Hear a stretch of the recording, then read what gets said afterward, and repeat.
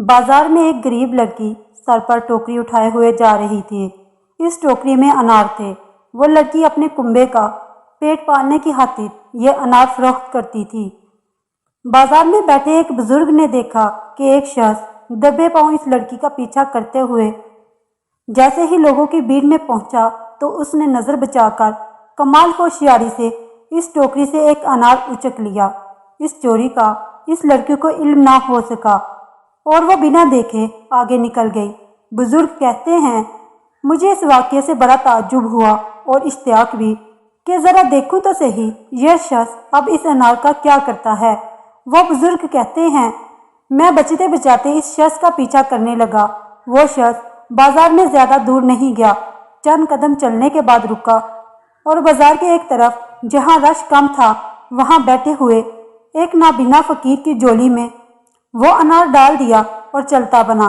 बुजुर्ग कहते हैं, ये मेरे लिए आज दूसरा हैरानकुन वाक़या था। मैंने कदमों की रफ्तार तेज़ की और थोड़ी दूर जाकर इस शख्स को जा लिया।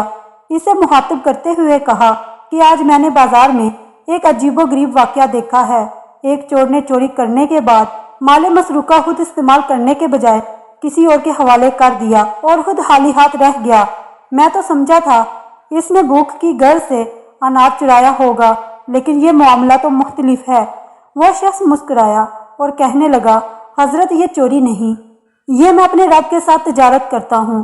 बुजुर्ग ने हैरान होकर पूछा कि आप अपने रब के साथ तजारत करते हो, ये कैसी तजारत है?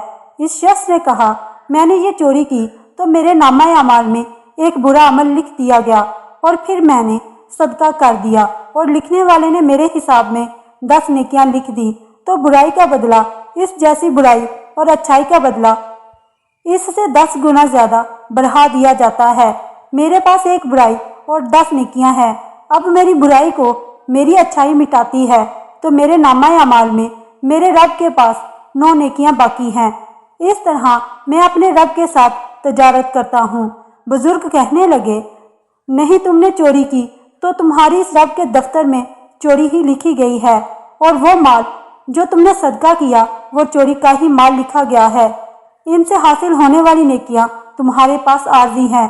तुम समझते हो कि इस तरह तुम हिसाब वाले दिन नेकियों के बड़े ढेर के मालिक होगे। तो सुनो, दरअसल ये नेकियां उन मजलूमों के पलड़ों में जाएंगी जिनका माल चोरी करके तुम नेकियां जमा करते रहे। आखिर में तुम सिर्फ इन बुराइयों के मालिक रह जाओगे जिनसे तुमने दुनिया में कोई लज्जत भी हासिल ना की। खून से खून साफ नहीं किया जा सकता। नापाक कपड़ों को धोने के लिए पाक पानी की ज़रूरत होती है। रब जमील है और जमाल से मोहब्बत रखता है। ऐसे ही रब तैयब है और तैयब के सिवा कुछ भी कबूल नहीं फरमाता।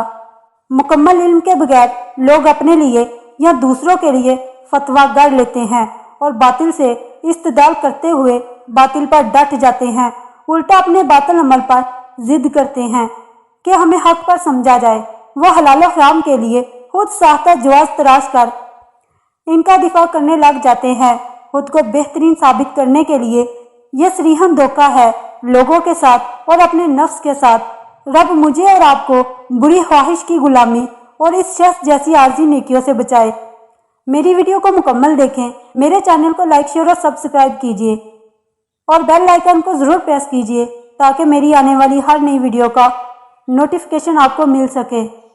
कुरान कहता है, मुझे याद करोगे तो हाफिज बन जाओगे, मुझे संवार कर पढ़ोगे तो कारी बन जाओगे, मुझे पढ़ाने बैठोगे तो उस्ताद बन जाओगे, मेरा तर्जमा करोगे तो आलिम बन जाओगे, मेरी तशरीह करोगे तो मुफस्सिर बन जाओगे, मेरी तकरीर करोगे तो मुबल्लिग बन जाओगे, मेरे मुताबिक फैसला करोगे तो काजी बन जाओगे, मुझ पर अमल करोगे तो वली अल्लाह बन जाओगे।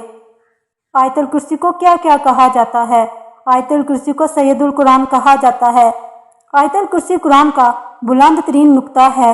रसूल खुदा सल्लल्लाहु अलैहि वसल्लम आयतुल कुर्सी की तिलावत करते वक्त मुस्कुराते रहते थे।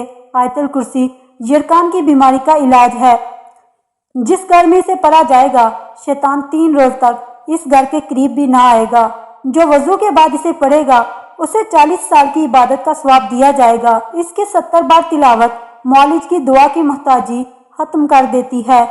घर से बाहर निकलते वक्त आयतुल कुर्सी का पढ़ना मकासद में कामयाबी करवा देता है।